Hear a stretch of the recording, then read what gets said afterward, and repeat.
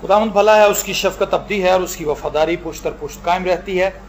खुदावंद के जिंदा पाक कलाम में से देखेंगे पहला ग्रंथियों उसका 15वां बाब और उसकी 58 आयत।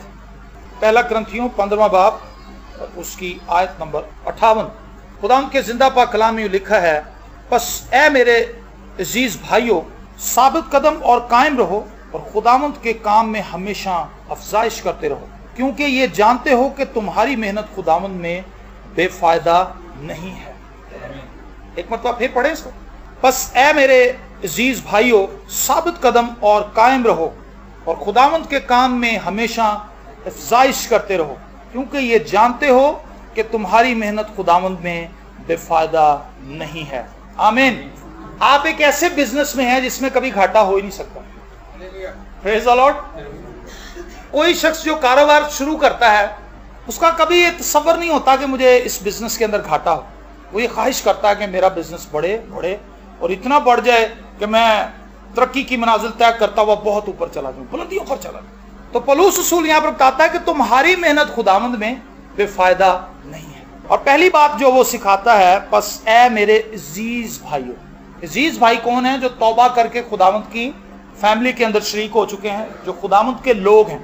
ये जितने भी खतूत हैं ये सब ईमानदारों को लिखे गए हैं। इसमें गैर ईमानदारों के लिए भी बातें हैं ताकि वो निजात पाएं, लेकिन इन खतूत को लिखने का मकसद ये था कि ईमानदार लोग जो कलीसिया के अंदर रोज बरोज शामिल हो रहे हैं उनको तालीम दी जाए कि उन्होंने कलीसिया के अंदर किस तरह से रहना है, उन्होंने खुदावंद यीशु मसीह में किस तरह आगे बढ़ना है, ग्रो करना है। बाइबल मुकद्दस हमें सिर्फ इस चीज की तालीम नहीं देती कि हम अपने गुनाहों से तौबा करें, अपने गुनाहों से तौबा करने के बाद चर्च आते रहें और बस चर्च ही आते रहें, यहीं तक रह जाएं। बाइबल मुकद्दस हमें तालीम देती है कि हमने हर रोज खुदावंद में तरक्की करनी है, हमने हर रोज खुदावंद में मजबूत होना है, हमने अपने आप को खुदावंद में आगे बढ़ाना है, पेवस्त करना है। यूहन्ना की इंजील के अंदर लिखा है कि अंगूर का की दरख्त मैं हूं और तुम क्या हो? डालियां हो, और जो डाली मुझ में पेवस्त रहती है वो ही फल लाती है। तो जो शख्स तौबा करके खुदावंद यीशु मसीह के साथ जुड़ जाता है उसके लिए जरूरी बात यह है कि साबित कदम रहे, उसके कदम लर्जिश न खाएं। बहुत दफा हमने देखा जब लोग बड़ी जल्दबाजी में खुदा के पास आते हैं। चंद दिन पहले हम एक इबादत में गए, वहां पर एक नौजवान था और मैं तकरीबन 16 साल से ऐसे नौजवानों को, ऐसी बेटियों को, बेटों को देख रहा हूं जो बहुत जोशीले होते हैं, एक्स्ट्राऑर्डिनरी उनके अंदर जोश होता है कि वो इबादत को दरम बरम करने की कोशिश करते हैं। अगर गीत गाया जा रहा है तो वो गीत के अंदर अजीबो गरीब मनाजर पेश कर रहा है कि सब खुदावंद की तरफ देखने की बजाय उसको देख रहे हैं कि यार इसको क्या हो गया। ऐसे लोग आते भी जल्दी हैं, आंधी की तरह आते हैं, तूफान की तरह जाते हैं, क्योंकि वो जज्बात के तहत खुदावंद के पास आते हैं, ईमान के साथ नहीं आते। ईमान से खुदा के कलाम को रिसीव नहीं करते। खुदा के साथ चलना बेवकूफ़ी नहीं है, अक्लमंदी है। अक्लमंदी के साथ आप खुदावंद के साथ चले। दुनिया के लिए आप बेवकूफ़ होंगे लेकिन खुदावंद की नज़र में आप अक्लमंद होंगे। लिखा है रूहानी शख्स दीवाना है। दीवाना क्यों है? क्योंकि वो दुनिया जैसे काम नहीं करता, दुनिया उसको दीवाना कहती है, लेकिन खुदा उसको अक्लमंद समझता है क्योंकि वो खुदा के कलाम की पैरवी करता है। तो आप खुदा की नज़र में अक्लमंद बनना चाहते हैं या दुनिया की नज़र में? खुदा की नज़र में। तो जब हम खुदा के कलाम को फॉलो करते हैं तो हम खुदा की नज़र में अक्लमंद होते हैं। खुदावंद यीशु मसीह ने कहा, जो शख्स मेरा कलाम सुनता उस अक्लमंद आदमी की मानिंदा जिसने चट्टान पर अपना घर बनाया, और वो शख्स जो मेरे कलाम पर अमल नहीं करता वो उस बेवकूफ आदमी की मानिंदा जिसने रेत पर अपना घर बनाया और जब तूफान आया, सैलाब आए तो उसके घर को भी बहाकर साथ ही ले। लेकिन जिस शख्स ने चट्टान पर खुदा के कलाम की बेस पर अपने आप को खड़ा किया है, अस्तूदा किया है, कलाम में लिखा है कि तूफान आए, आंधी आई और सैलाब आए, लेकिन उस मकान को कुछ जरर ना पहुंचा, वो अपनी जगह पर कायम रहा। Praise the Lord. अगर आपने खुदावंद यीशु मसीह के खून के वसीला से खुदा बाप के साथ अहद नहीं बांधा तो आप कभी भी खुदा की कसौटी पर, उसके म्यार पर पूरे नहीं उतर सकेंगे। जितनी मर्जी नेकियां कर लें, खुदा का म्यार इतना हाई है, खुदा का स्टैंडर्ड इतना हाई है कि मैं और आप उसे मीट नहीं कर सकते, मैं और आप उस तक पहुंच ही नहीं सकते। ईसाया नबी के सीफे के अंदर लिखा है, जिस तरह आसमान जमीन से बुलंद है इसी तरह मेरे और तुम्हारे ख्यालात एक दूसरे से फर्क हैं, डिफरेंस है। हम जमीन की तरह हैं, खुदा आसमान की तरह है। तो कौन सी चीज है जो हमें खुदा के साथ जोड़ती है? खुदावंद यीशु मसीह, खुदावंद यीशु मसीह का खून। तो जब हम खुदावंद यीशु मसीह के खून के साथ खुदा बाप के सामने हाजिर होते हैं, उसके साथ इस खूनी अहद में शरीक हो जाते हैं। खुदावंद यीशु मसीह ने सलीब पर खून बहाया था और जो लोग उसके खून पर ईमान ले आते हैं वो खुदा बाप के साथ उस अहद के अंदर शरीक हो जाते हैं जो अब्दी अहद है, ना मिटने वाला अहद है। तो जो ये समझता है कि वो इस अहद में शरीक हो चुका है, उसके लिए जरूरी है कि वो साबित कदम रहे, डामाडोल ना हो जाए। ज़बूर 40 के अंदर दाऊद कहता है, चट्टान उत्ते रखे पैर मेरे ते कदमां नूं बख्शी उस्तवारी। खुदा अपने लोगों के चलने को, बोलने को, देखने को, सुनने को कायम करता है। हमें फिसल नहीं जाना चाहिए। कई मसीहियों को मैंने देखा है चर्च के अंदर भी सरगर्म है, चर्च से बाहर भी सरगर्म है, डुअल सिम है वो, है नहीं? मोबाइल होते हैं उनके 2 सिमें डल जाती हैं। हम भी यही हैं, चर्च में आ जाए चर्च वाली सिम ऑन कर लेते हैं, और जब बाहर जाएं शादियों ब्याहों पे शराबें भी पी रहे हैं, डांस भी चल रहा है, गालियां भी हो रही हैं, लड़ाई भी चल रही है, उसमें भी काम पूरा है। और जैसे ही चर्च आए, चर्च में भी बिल्कुल जबरदस्त बन गए, होली बन गए, गीत भी सारे ही आते हैं। लेकिन याद रखें, ऐसे लोग कायम नहीं हैं। अगर कोई अपने आप को कायम समझता है कुरिन्थियों खत के अंदर ही, तो पौलुस रसूल कहता है गौर करे कि कहीं गिर ना पड़े। तो अपने आप को हर रोज वॉच करें, अपने आप को हर रोज देखें, क्या मैं मसीह में कायम हूं? जो डाली मुझ में कायम रहती है वही फल लाती है। जैसे हम मसीह से डिस्कनेक्ट होंगे, हमारा फल गायब हो जाएगा, यहां जो है वो सड़ जाएगा, गल जाएगा, क्योंकि पीछे से सपोर्ट आना बंद हो जाएगी, पीछे से लाइफ आनी खत्म हो जाएगी। क्योंकि लाइफ जो है वो तने के अंदर है, टहनी के अंदर नहीं। तना जो है वो जड़ों के जरिए से जमीन से खुराक लेता है, और फिर वो जड़ों में से होती हुई तने के अंदर आती है, और तनों से वो खुराक जो है, नमकियात जो है वो पहुंच जाते हैं शाखों के अंदर, और फिर शाखों में फल लगता है, तने के अंदर फल नहीं लगता। तो मैं और आप खुदावंद यीशु मसीह की जिंदगी को जाहिर करने वाले हैं इस जमीन पर। मेरी बात समझ रहे हैं? खुदावंद यीशु मसीह मेरे और आपके वसीला से, हमारे वसीला से अपने आप को जाहिर करता है।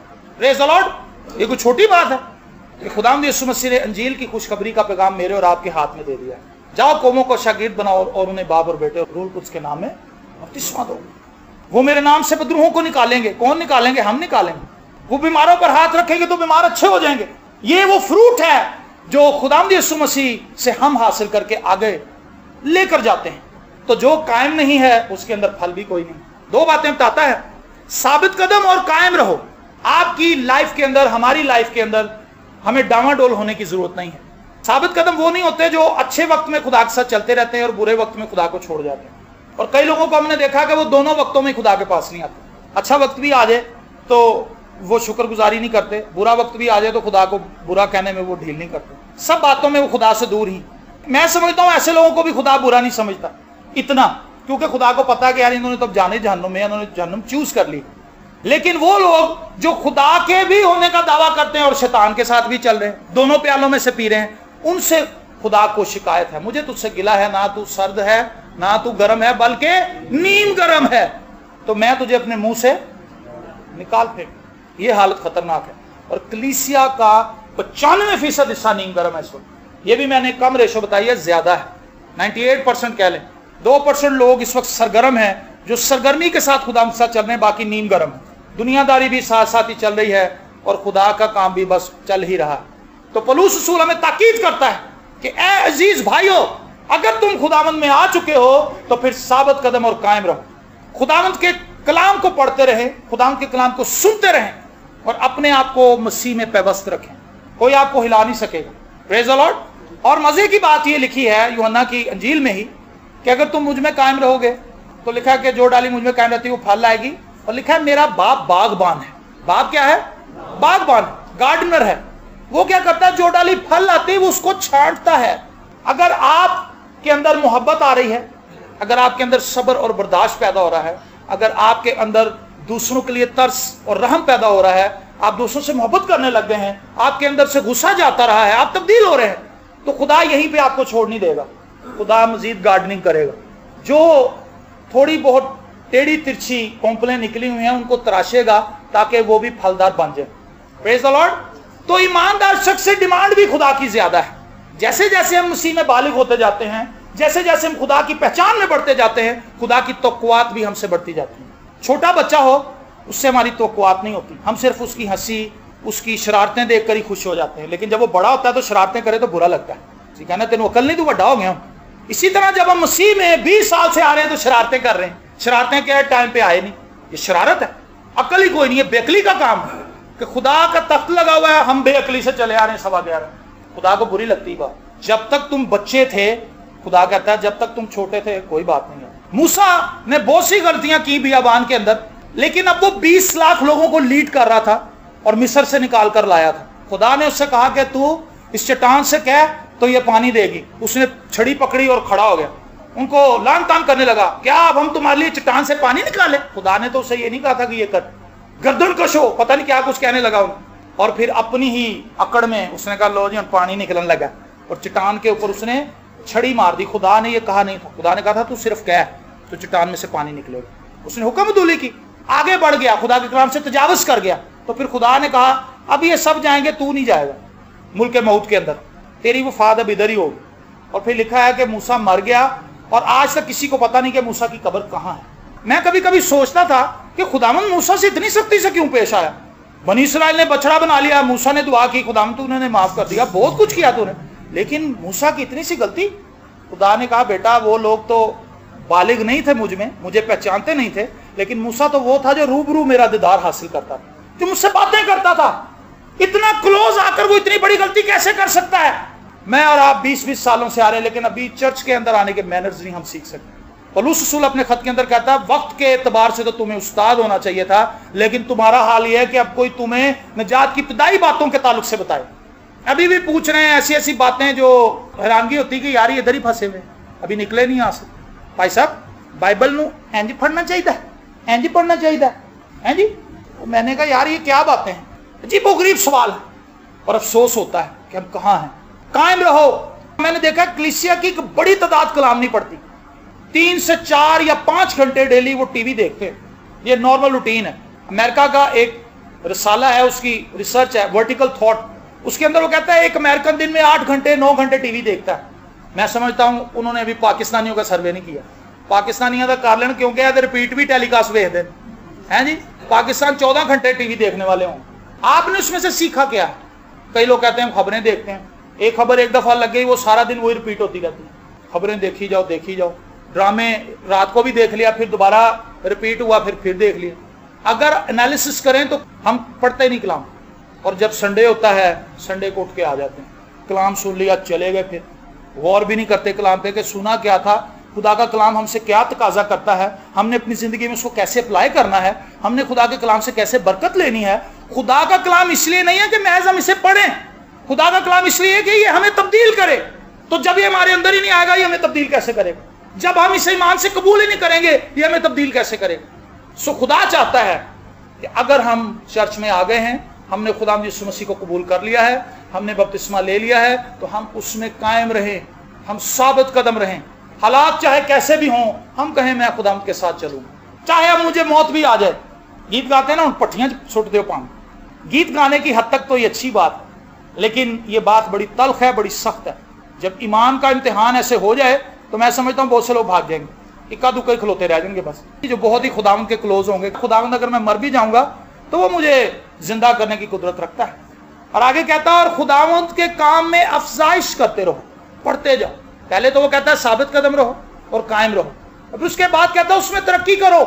क्या हमारी तरक्की हुई है रूहानी अब तक? मैंने बताया अभी तक वो इब्तदाई बातें पूछ रहे हैं। हम समझते हैं ऐसे शो करते हैं कि जी हुण मैनू समझ आई जे, कहता भाई साहब मुझे पहले समझ नहीं आती थी, अब आपने समझाया ना तो अब आ गई समझ। अगले विजिट में जाओ तो फिर वो वही सवाल कर रहा हो। मैं कहा सर तुसी तो कैसी समझ आ गई? कहता नहीं थोड़ी जी कंफ्यूजन रह गई। गोश्त खा सकते हैं कि नहीं खा सकते कुर्बानी का? भाई साहब दया की कितनी देनी है, मेरी इतनी सैलरी है, दया की। छोटे छोटे सवाल हैं। भाई साहब अक्सर बताते हैं भाई साहब यहाँ पे कि अगर हम दुकान पे जाएं सौदा लेने के लिए तो एक एक पाई का हम हिसाब करते हैं, उंगलियों पे गिन लेते हैं, कैलकुलेटर की जरूरत नहीं, उंगलियों पे हमारा हिसाब बड़ा पक्का कि तेनू मैं 1000 देता है वापस कर। लेकिन जब खुदा को पैसे देने की बात आती है हमारी सारी कैलकुलेशन बिखर जाती। कहना जी मेरी 1000 सैलरी है, दया की भाई साहब की नहीं बने। मैं क्या तेन हिसाब नहीं आता? 10% काट है जो किन्ने बनते? 10 रुपए। मैं कहा 10 नहीं 100। तनख्वाह कितनी? लाख रुपया। हदिया कितना? 100 रुपया। कंपैरिजन करें मेरा और आपका हिसाब कितना खराब है। जेब में कितने रखे? 99,900 रुपए। और खुदा को कितना दिया? 100 रुपया। वो भी जरा बिल्कुल गलिया या नोट है, यदि अपनी जान निकलने वाली, जैसे थैली में से निकालते निकालते ही वो दम तोड़ जाता। ये हमारा लेवल है खुदा के साथ मोहब्बत। खुदा ने दुनिया से ऐसी मोहब्बत रखी कि उसने अपना इकलौता बेटा बख्श दिया, और उसके एवज में जब हमने मोहब्बत की तो फटे हुए नोट डाल दी। जब हमने मोहब्बत की तो मंजी पे दुआ की तो उधर ही सो गए। हमारी मोहब्बत ये है, कहना सारे काम करके दुआ करांगा, मंजी के ऊपर बैठा बस कहता खुदावन तेरा शुक्र है, बस तेनू तो पता ही वो पै जा।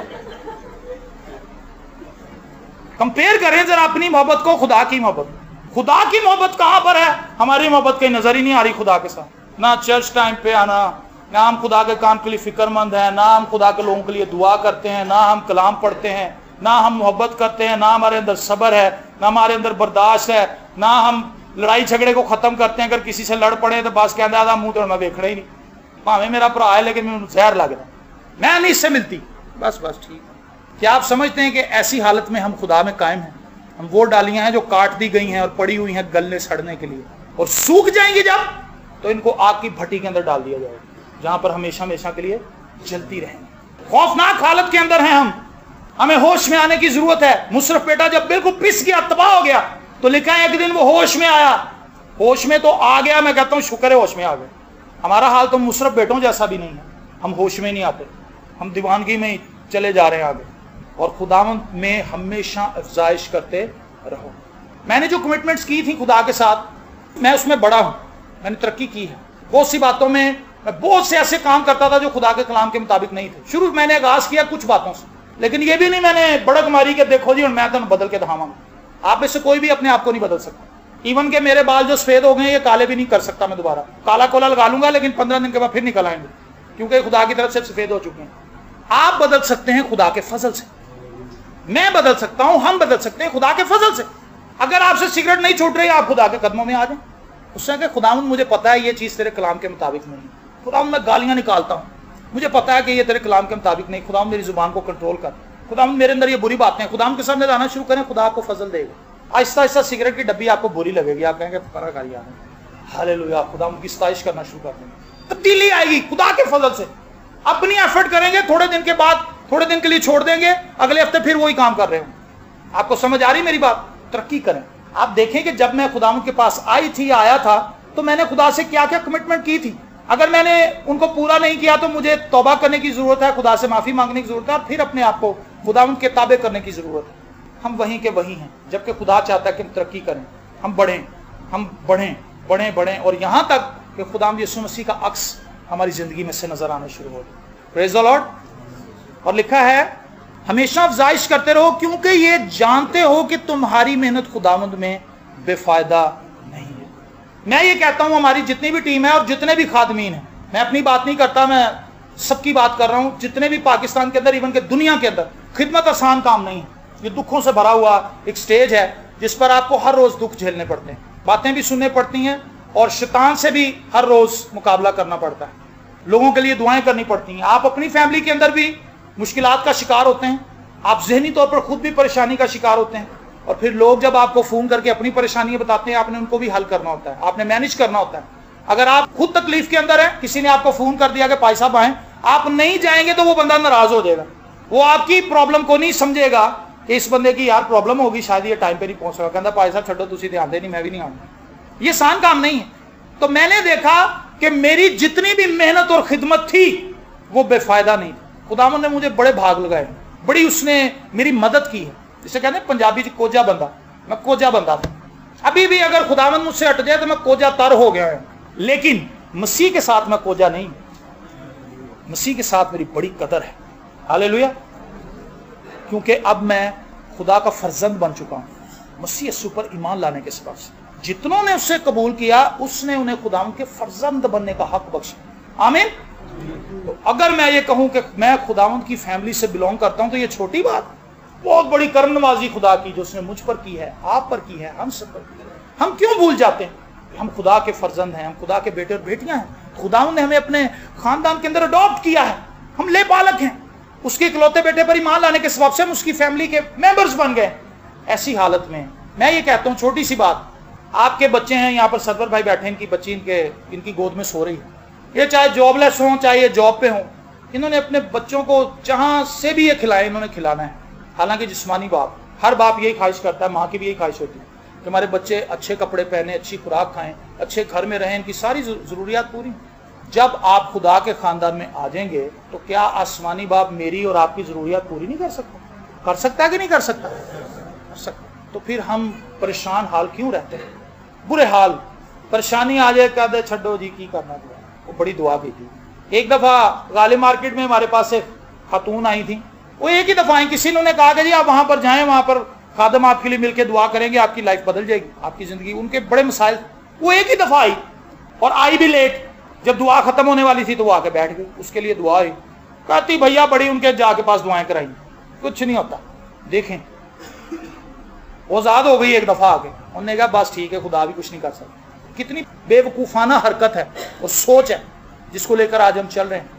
मेरे अजीजों, जब आप ये अहद करते हैं कि खुदावंद मैं तेरे साथ चलूंगा, तो वो ये अहद नहीं होता कि खुदावंद जब तक मेरी लाइफ में मौजे होते रहेंगे तो मैं चलूंगा, तो जब मौजे नहीं होंगे, जब मेरी लाइफ के अंदर सख्ती आ जाएगी तो फिर मैं तेन छाड़ दूंगा। शादी ब्याह का ये अहद नहीं होता, ये अहद होता है। लिखा है वो औरत से भी ये फादर जी या पादी साहब ये अहद लेते हैं कि क्या तू इसके दुख और दर्द में शरीक होगी, खुशी और गम में इसका साथ देगी? वो कहती हाँ जी दूंगी। फिर वो लड़के से कहता है कि इसके दुख और दर्द में तू उसका शरीक होगा? वो कहता हाँ जी हूँ। तो यही अहद खुदा का और कलीसिया का भी, मसीह का और कलीसिया का। दुख में भी अगर आपकी लाइफ में क्राइसिस आ जाए तो आपने खुदा के साथ चलना है। कोई भी ऐसा दुल्हा नहीं है जो अपनी बीवी के लिए मर जाए, लेकिन यीशु मरा मेरे लिए। मैंने पहले भी बताया कि आप अपनी मोहब्बत को खुद जज कर सकते हैं, आप अपनी मोहब्बत को खुद तोल सकते हैं कि मैं खुदावंद से कितनी मोहब्बत करती हूँ। छोटी छोटी बातों से हमारी मोहब्बत इतनी कम है कि हमसे सुबह उठा नहीं जाता जल्दी। हालांकि हम 12-12 बजे शहर के लोग उठते हैं, 11-12 बजे उठते हैं, रात को सोते जो लेट, तो उठते भी लेट हैं। लेकिन संडे को उन्हें ये ख्याल होना चाहिए कि आज हमने इबादत पे जाना है, आज जल्दी उठें। कोई तैयारी नहीं, कोई प्लानिंग नहीं। कईयों के पास बहाना जी पानी नहीं सी आ रहे, यार रात को बाल्टियां भर के रख लो, एक मुश्किल काम, बड़ा ईजी। कपड़े रात को इस्त्री कर लो ताकि सुबह पुलिस को मौका ही ना मिले। कहता भाई साहब बड़ी तैयारी की थी और मैं जाके नलका खोलिया, पानी नहीं सी आया, मैं फिर लेट गया। जा कितना आसानी से निकल गया। चर्च आने का कितना अच्छा बहाना बताया। मैं कहा भाई जाने तो बहुत मुश्किल हो गई। नहीं मुश्किल आप ही ताड़े थे पानी चला गया ताड़ा। वो भाई हम साए के पास चला जा, हमाम में नहाने के लिए चला जा, वैसे ही आ जा, मुंह तो छट्टा मार के आ जा। खुदा को नहीं बदबू आती हमसे, सानू आंदी एक दूसरे को। ये बड़ी गहरी बात कर रहा हूं मैं आपसे। आपको एक दूसरे से बदबू आ सकती है, खुदा को सिर्फ गुनाह की बदबू आती है, उसको निकालने अपनी लाइफ से। फकीर फरीसी कहने लगे तेरे शागिर्द हाथ नहीं धोते, हमने देखा है इन्हें वैसे ही खा लेते। यीशु ने कहा यार जो कुछ यहां से जाता है वो तो तुमने निकाल ही देना, मजबला में से निकल जाता है, लेकिन जो कुछ इंसान के अंदर से निकलता है, बदगोइयां, खूनरेजियां, हरामकारियां, ज़िनाकारियां, झगड़े, फसाद, ये इंसान को गंदा करती। तो ये बहाने छोड़ दें कि कपड़े मुचड़े सन। मैं आपको दयानतदारी से बता रहा हूं, मैं कल दे पाए हुए तुम पता लगा, जिन्होंने कल वेखे ने उन्होंने पता, बाकियों को नहीं पता। मेरे ससुर की डेथ हो गई थी, हम वहीं पे थे, बहुत ज्यादा मेहमान आए हुए थे, हम उनके नाश्ते में खाने पीने में मसरूफ थे। मैं उधर ही रहा हूं, वहां से सीधा इधर आ रहा हूं, सिर्फ मैंने मुंह धोया हुआ, लेकिन ये उजर नहीं था मेरे लिए जी मेरे को कपड़े नहीं आ गए, जसन भाई मैं नहीं आ रहा। मैं कहा जी मैं आ रहे हैं, हालेलुया। सो इन छोटे छोटे जो उजर हैं जिनको हमने अपनी लाइफ में बुन लिया खुद ही, और इससे बड़ी आसानी से हम कहते हैं जी बस कपड़े इस्त्री नहीं सन जी, और ना गैस नहीं सी जी आ रही जी। तो यार एक टाइम नाश्ता नहीं करोगे तो क्या हो जाएगा, इतने आकर रूहानी ग़िज़ा खा लो। ये भी सुन लो नाश्ता भी नहीं करके आया भाई साहब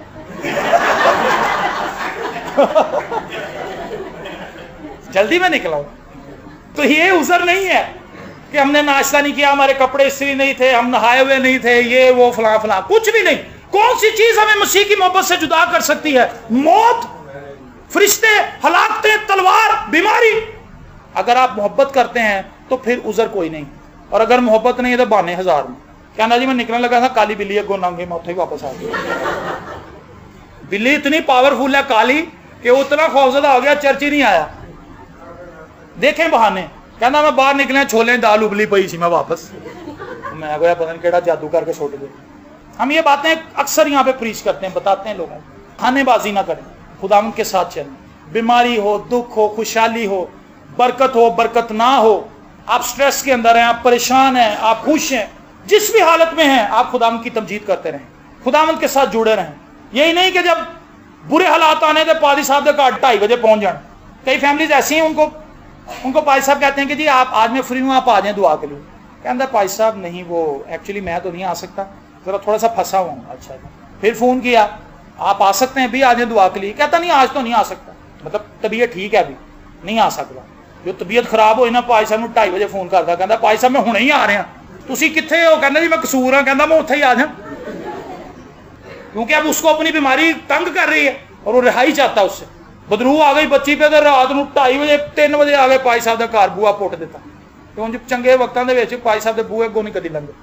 मफाद परस्ती है मसीहियों के अंदर, खुदा के साथ भी मफाद परस्ती के साथ चलते हैं। जब काम होता है खुदा के पास आ जाते हैं, जब काम नहीं होता बाय बाय कर देते हैं। लेकिन ये मसीही रवैया नहीं है। ऐसे लोग ये ना समझें कि वो मसीही कैटेगरी के अंदर आते हैं, वो मसीही नहीं है।